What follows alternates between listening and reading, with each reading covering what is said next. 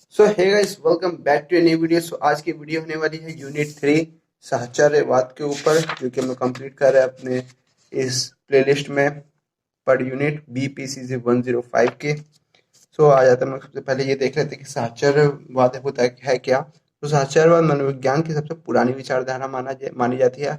मनोविज्ञान संगत विचारधारा के रूप में इतनी नहीं जानी जाती जितनी सिद्धांत के रूप में जानी जाती है। इसमें बहुत सारे लोगों ने बहुत सारी तरह तरह के सिद्धांत दिए। मनोविज्ञान कि सभी प्रमुख विचारधाराओं में साहचर्यवादी विचारों का अपना एक विशिष्ट स्थान है। बहुत अहम है ये। साहचर्यवाद का सिद्धांत बताता है कि मानसिक प्रक्रिया जो एक मानसिक अवस्था से दूसरी मानसिक अवस्था के बाद उत्पन्न होती है, साहचर्य से क्रियान्वित होती है। साहचर्यवाद एक प्रमुख धारणा यह है कि जटिल विचार अपेक्षाकृत सरल विचारी से साहचर्य से उत्पन्न होता है।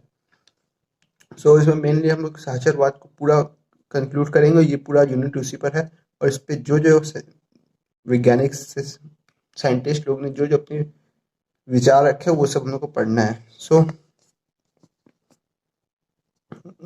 ब्रिटेन के अनुभववादी मुख्य रूप से मानसिक गतिविधियों को व्याख्या करने के लिए साहचर्यवादी सिद्धांतों का उपयोग करते थे। विभिन्न मानसिक मनोवैज्ञानिक कारणों की व्याख्या करने में साहचर्य स्थापित करने के लिए यह व्यापक रूप से प्रयोग की जाने लगी। तो इसका धीरे धीरे प्रयोग में ब्रिटेन वाले पहले लाए। ब्रिटेन वाले हर चीज़ को पहले लाए क्योंकि वो लोग ने लिखना और हिस्ट्री में बहुत ज़्यादा अहम चीज़ की मिटाई जुटाई और लिखा और लोग को पहुंचाया। हर लोग ने तो संजोग रखे थे और फिर खो दिए उसे, जैसे इंडिया वालों ने किया। अनुभववाद का दर्शन है जो ज्ञानार्जन की प्रक्रिया का अनुभव कर पर बल देता है। अनुभव से अनुभववादियों का अभिप्राय केवल संवेदी अनुभव से है, आंतरिक अनुभव से नहीं, जैसे स्वप्न तथा कल्पनाएं अथवा वे मानसिक अनुभव जो समस्याएं समाधान करने तथा गणितीय गणनाओं के दौरान होती है। साथ ही अनुभववादी दावा करते हैं संवेदी अनुभव ज्ञान की मूलभूत तथ्यों पर संगठित करता है। जब वह संवेदी प्रमाण एकत्रित नहीं कर लिए जाते तब वह ज्ञान ठहरा नहीं है, अस्तित्व में नहीं आता। तो कुछ काल्पनिक चीज जो अस्तित्व में नहीं आ सकती उसको वो लोग नकार दिया तथा बाद में से मानसिक प्रक्रियाएं केवल संवेदी अनुभव से ही केंद्रित होती है। ब्रिटेन के अनुभववादियों का योगदान। अब हम लोग एक एक करके साइंटिस्ट और जो उनके साइकोलॉजिस्ट के बड़े बड़े हुए उनको देखेंगे, समझेंगे और पढ़ेंगे। भूल जाते हैं बार बार। थॉमस हॉब्स को ब्रिटेन के अनुभववाद का संस्थापक माना जाता है। तो ये याद रखो, हो सकता है आगे चल के तुम लोग को कभी पूछ ले किसे माना जाता है ब्रिटेन का अनुभववाद का संस्थापक।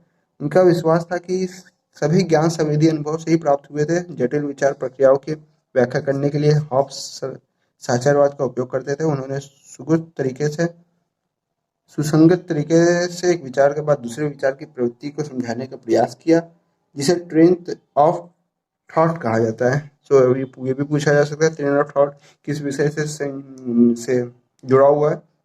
तो थॉमस हॉब्स के अनुभववादी सिद्धांत और साहचर्यवादी से कहा जाता है। विचारों को इस प्रकृति की चिंतन श्रृंखला कहा जाता है। इसके वे सर्वप्रथम अरस्तु द्वारा प्रस्तावित संहिता के नियम का उपयोग करते हैं। समीप्यता का नियम बताता है कि जब घटनाओं का अनुभव साथ साथ किया जाता है तो वह साथ ही स्मरण किया जाता है और बाद में साथ ही साथ सोचा जाता है। ठीक है, तो अभी हम लोग आगे से हासिल की धारणा के आधार पर मानसिक घटनाओं का विशिष्ट क्रम के अथवा याद करने के सिलसिले की व्याख्या है। तो अब ये यहाँ पे सम अप कर दिया गया है। क्या क्या लास्ट में है, थॉमस हॉब्स को देखा गया है तो थोड़ा सा उनके जीवन के बारे में बताया गया है, क्या थे फिर कैसे किससे प्रभावित हुए। तो अब आगे मैं जॉन लॉक की तरफ। जॉन लॉक मनोविज्ञान पर पुस्तक एन एस एस्से कंसर्निंग ह्यूमन अंडरस्टैंडिंग 1690 में प्रकाशित हुई थी। इस पुस्तक में ब्रिटिश अनुभववाद और औपचारिक आरंभ माना जाता है। लॉक का आरंभिक मुख्य उद्देश्य यह पता लगाना था कि मानसिक ज्ञान कैसे अर्जित करता है। तो क्या है मस्तिष्क ज्ञान कैसे अर्जित करता है। रेने दिकार्ते का जन्मजात विचारों के धारणा को जॉन लॉक ने खारिज कर दिया और वह प्रस्तावित कि लोग तो लोग ये धारणा दिए थे कि मनुष्य जब जन्म लेते हैं तब ज्ञान शून्य होते हैं। नहीं नहीं, क्या जन्मजात विचारों की धारणा को जॉन लॉक ने खारिज कर दिया। तो सब लोग जन्मजात विचारधारा लेके आते हैं, और जिन शून्य होते हैं वो अपने समर्थक की जॉन वस्तु की धारणा को कोटि पट्टी का उपयोग किया, जिसका अर्थ खाली स्लेट होता है। या ये सब वस्तु लिख के पहले ही चला गया। उसके बाद भी लॉक ने आगे कहा कि कुछ विचार बचपन से सीख लिए जाते हैं और अपने अवगत नहीं होते। यही कारण है कि बड़े होने पर ऐसा लगता है कि विचार जन्मजात थे। इस प्रकार लॉक के अनुसार मस्तिष्क अनुभव माध्यम से सीखता है, अनुभव के माध्यम से सीखता है। जॉन लॉक का थोड़ा सा जीवन परिचय और कहानी अगर आपको और पढ़नी तो आप और पढ़ सकते हैं, लेकिन जितना इंपॉर्टेंट है वो सब हो गया। क्या था, कैसे कैसे थॉमस ऑफ ब्रिटेन के अनुभववाद के संस्थापक है थॉमस हॉब्स ब्रिटेन में, परंतु अधिकतर ब्रिटेन के व्यवहारवाद को विचार देने के व्यवहारवाद को विचार देने के लिए जॉन लॉक ने किया। लॉक सबसे प्रसिद्ध काम उनके द्वारा तैयार किया गया शोध पत्र, जिनमें अंडरस्टैंडिंग शीर्षक प्रस्तावित किया गया विज्ञान। चलो यार ये सब तो बकवास है। जॉन बर्कले, ये भी कुछ खास नहीं, लेकिन चलिए एक बार नजर डाल लेते हैं। जॉन बर्कले सांसारिक वस्तुओं को ज्ञान प्राप्ति की प्रक्रिया की व्याख्या करने के लिए एक साक्षर के सिद्धांत का उपयोग किया। बर्कले ने बताया कि चारों ओर की गतिविधियां व चीजों को समझने के लिए विभिन्न संवेदों के साहचर्य से गुजरना पड़ता है। ज्ञानार्जन या समझना मौलिक रूप से का एक प्रकार है का निर्माण और संयोजन है, जिसके सरल विचारों मानसिक तत्वों को साहचर्य या सीमेंट या गाढ़े को जोड़ा जाता है। जॉन बर्कले का उधर जीवन के बारे में दिया है, कैसे कैसे उन्होंने क्या क्या किया। एक तो ब्लैक एंड व्हाइट गंदी सी तस्वीर दी है, जिसमें अच्छे भी इंसान गंदा दिखे। तो डेविड ह्यूम, ये भी कुछ खास इंपॉर्टेंट नहीं है। तो डेविड ह्यूम ने मस्तिष्क के दो घटकों, ऐसे भी जो इंपॉर्टेंट चीज होगा उसको एग्जाम इंपॉर्टेंट वीडियो में पूरा का पूरा कवर किया जाएगा, उसको कोई दया नहीं मिलेगी। तो डेविड ह्यूम मस्तिष्क के दो घटकों प्रभावों और विचारों का अंतर स्थापित किया। घटकों मस्तिष्क के दो घटकों प्रभावों और विचारों में अंतर स्थापित किया। तो पहले ये लोग एक ही मान ले रहे थे। प्रभाव मानसिक जीवन के आधारभूत तत्व है। वर्तमान में संवेदनाओं के अनुभवों के समतुल्य मानने की धारणा है। विचारों में मानसिक अनुभव है जो तब उत्पन्न होते हैं जब मन में कोई अभी अभी उत्प्रेरक मन प्रेरणा पैदा करता है, जब कोई तुरंत ख्याल आता है। आगे हम लोग डेविड ह्यूम उनके बारे में थोड़ा जीवन के बारे में बताया, कैसे कैसे उन्होंने क्या क्या किया। और फिर आ गया डेविड हर्टले, बहुत अच्छा नाम, अजीब अजीब नाम है, वहाँ यही सब चलता है। डेविड हर्टले ने समीपता और पुनरावृत्ति का साहचर्य के दो मौलिक नियमों के रूप में प्रस्तावित किया।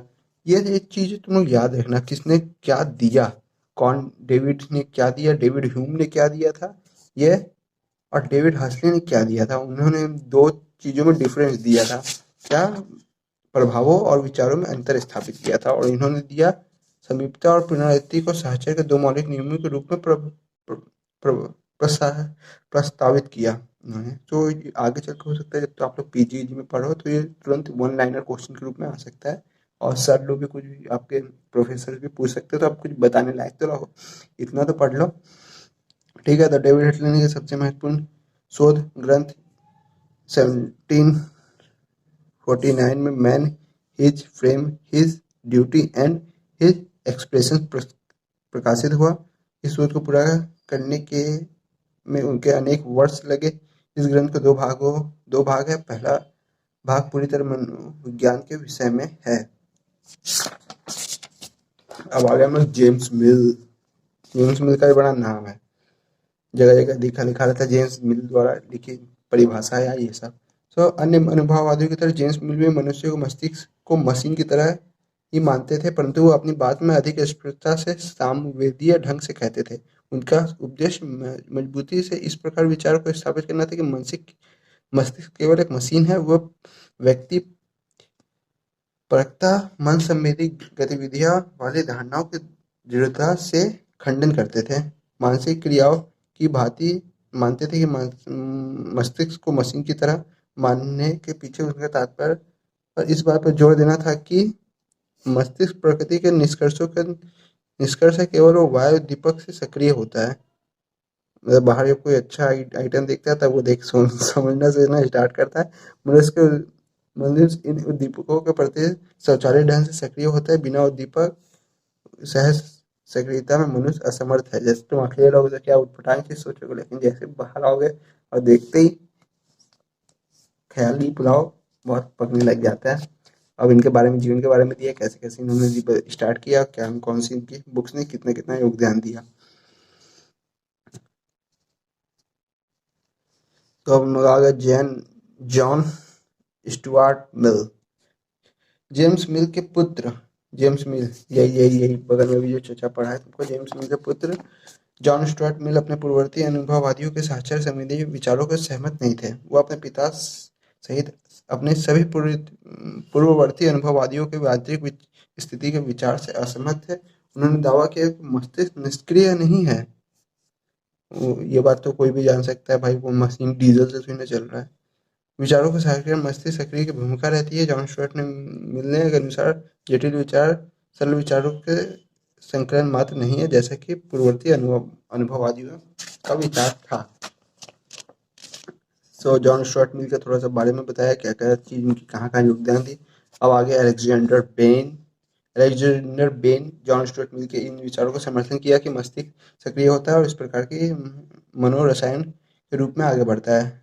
ब्रेन के अनुसार मस्तिष्क के 3 घटक है होते हैं, भावना, भूति, इच्छापूर्ति। ये पूछ सकता है कभी भी। अलेक्जेंडर बेन के अनुसार मस्तिष्क के 3 घटक कौन से हैं? तो आप बता सकते हो, या घटक कितने हैं? 3 हैं। तो अब अलेक्जेंडर बेन की कहानी आ गई।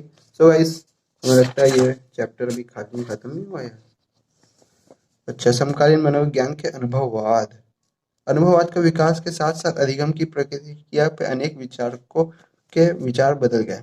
ब्रिटेन का साक्षरवाद अनुभववाद नव विकसित हो रही मनोविज्ञान की प्रायोगिक विचार विज्ञान के लिए अत्यधिक महत्व की विरासत को छोड़ दिया। इस महत्व में एक बड़ा हिस्सा मूलक दृष्टिकोण में दिखाई पड़ता है, जिसका विकास एक संशोधन साक्षर ने किया। संवेदन तथा प्रक्रिया आधारित विचारों व प्रयोगों का चलन समाप्त हो गया। नए विचार समस्त मनोविज्ञान का आकार देने में अनुभववादियों और महत्वपूर्ण भूमिका निभा रहा था। वह एक स्पष्ट होने लगी कि अनुभववादियों संदर्भ में मनोविज्ञान की मूल वस्तु का निर्माण किया। 19वीं शताब्दी के मध्य में दार्शनिक मानव प्रकृति के आधारित प्राकृतिक विज्ञान के लिए सैद्धांतिक तर्कों की स्थापना कर चुके थे। साक्षरवाद और अधिगम सिद्धांतवादी। साक्षरवाद अवधारणा ऐतिहासिक दृष्टि से अधिगम के सिद्धांतों के प्रतिनिधि की भूमिका निभाई है। साक्षरवाद के इस मनोविज्ञान के पक्ष को आगे ले जाने का अधिगम प्रक्रिया 3 सिद्धांतकारों ने किया: हर्मन एबिंगहॉस, इवान पावलोव और एडविन थॉर्नडाइक। ये 2 का नाम तो बहुत सुने हैं, हर्मन एबिंगहॉस और इवान पावलोव। तो हर्मन एबिंगहॉस ने साक्षरवाद के उल्लेखनीय परिवर्तन किए। जब एबिंगहॉस ने मनोविज्ञान के क्षेत्र में काम करना आरंभ किया तो उनके पहले निरर्थक पद को समझने के लिए साक्षरयों का परीक्षण करना होता था। पहले जो पहले से ही हो चुके होते थे। ब्रिटेन के अनुभववादियों ने पद्धति के अनुसरण करने से ऐसा अनुसंधान उल्टी दिशा में काम कर रहे थे, क्योंकि वो केवल अध्ययन करना पा रहे थे और संयोजन की किसी प्रकार की प्राप्ति होते थे। मतलब पहले तो उल्टा प्रयोग करना पड़ता था और प्रयोग को फिर एक उल्टे तौर की चीजों को सही दिखाना होता था। एबिंगहॉस ने दूसरे सिरे से अपने कार्य का आरंभ किया। साहचर्य को निर्मित अथवा प्रारूप अध्ययन करने के लिए एबिंगहॉस के लिए यह संभव था कि उन स्थितियों को नियंत्रण कैसे किया जाए और उनके कारणों का साहचर्य स्थापित होते हुए, ठीक है, अधिगम की प्रक्रिया का अध्ययन करने के लिए एबिंगहॉस ने एक पद्धति खोज निकाली जिसे आज निरर्थक पद कहा जाता है। उन्होंने निरर्थक पद पर शोध किया, वह सामग्री जिसे सीखा जाता है। निरर्थक पद के प्रयोग से अधिगम की प्रक्रिया आ गई। टीचर्स के अनुसार संरचनावाद के संस्थापक और वुंट के शिष्य थे। निरर्थक पद की अवधारणा के अनुसंधान के अरस्तु के बाद मनोविज्ञान की दुनिया में सबसे बड़ा कदम था। सो हर्मन एबिंगहॉस ने मनोवैज्ञानिक थे जिन्होंने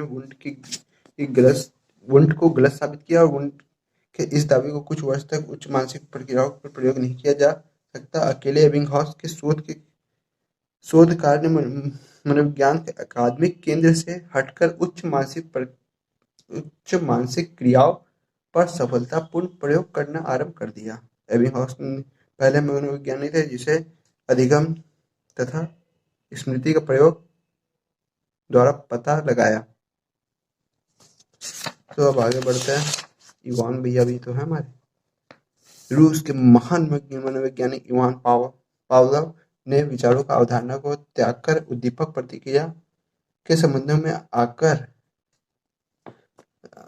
में आधार पर साहचर्य का अध्ययन करने की दिशा में सबसे पहले कदम उठाया। ठीक है, उनके अनुसंधान कार्य को मनोवैज्ञानिक वस्तुपरक बनाने में महत्वपूर्ण योगदान दिया। अधिगम प्रक्रिया को पावलोव काम साहचर्य के हटवे क्या है साहचर्य के पारंपरिक व्यक्तिपरक धारणा को हटाकर वस्तुपरक तथा मात्रात्मक मनोवैज्ञानिक घटनाओं जैसे ग्रंथि और स्राव का मांसपेशियों और गतिविधियों की ओर मोड़ा। पावलोव का अनुसंधान क्षेत्र जिसका मनोविज्ञान में इतिहास प्रमुख स्थान है वह अनुसंधान परिवर्तन का अध्ययन अनुबंधित प्रतिक्रियाओं की धारणा एक अचानक हुई खोज थी। कुत्तों का पाचन ग्रंथियों को निकालने में मांग। अच्छा हाँ, ये भी इससे पहले वाले ईयर में उन्होंने कुत्ते वाला परीक्षण पढ़ा था इनका। याद आ गया। ये कोई इम्पोर्टेंट नहीं है। एडवर्ड थार्नडाइक और साहचर्य की समकालिक भूमिका। साहचर्यवाद व्यावहारिकता रूप से विज्ञान की रूढ़िवादी व्याख्या का पर्याय है। ऐसा माना जाता है कि विज्ञान के प्राथमिक कार्य घटना का वर्णन करना और पर्यायात्मक संबंधों की खोज करना। समकालिक समय से साहचर्यवाद व्यवस्थित स्थिति के स्थानों पर कार्यविधि उपकरण अधिक है। साहचर्यवाद मनोविज्ञान के इस अर्थ में समावेशित है कि चरों का साहचर्य। ये भी कोई बकवास ही कर रहा है बहुत देर से। सारांश आ गया है, मतलब कहानी खत्म हो गई। साहचर्यवाद जो है मनोविज्ञान की सबसे पुरानी विचारधारा है। साहचर्य का सिद्धांत बताता है कि मानसिक अवस्था और दूसरी मानसिक अवस्था के साथ साहचर्य द्वारा मानसिक क्रिया संचालित होती है। इसमें कुछ दिया। अनुभववाद एक दर्शन है जो ज्ञानार्जन की प्रक्रिया को अनुभव पर जोर देता है। कोरी पट्टी जन्म से समय मनुष्य का मस्तिष्क खाली स्लेट होता है जिस पर अनुभव अंकित किए जाते हैं और मस्तिष्क की यह अवस्था टाबुला रासा कहलाती है। टाबुला रासा क्या नया शब्द है। तो गाइस मिलते हैं एक नेक्स्ट लेवल के नेक्स्ट वीडियो में। वीडियो आपको बहुत हेल्पफुल रहा हो तो एक बड़ा सा लाइक, जो एक बड़ा सा मुट्ठी और ऐसा अंगूठा दिख रहा हो तो उस पर दबा के लाइक कर देना। और अगर आप चैनल पर नए हो और ऐसी वीडियो आपको देखते रहना है तो चैनल को सब्सक्राइब कर लेना। मिलते हैं गाइस एक नेक्स्ट वीडियो में, जो कि होगा पक्का यूनिट 4 हम लोग का। यूनिट 4 की तरफ बढ़ेंगे और यूनिट 4 की संरचनावाद को कंप्लीट करेंगे और फिर 5, 6, 7, 8 करके पूरा बीपीसी कंप्लीट करेंगे। फिर बीपीसीसी 106, बीपीसीसी 107 की तरफ बढ़ना है। बहुत बुक्स है। सो गाइस मिलते हैं नेक्स्ट वीडियो में। Tata bye bye. चैनल को सब्सक्राइब कर देना। अब कमेंट जरूर करना कैसा रहा वीडियो। कमेंट जरूरी है, सबसे इम्पोर्टेंट है कमेंट। Tata bye bye.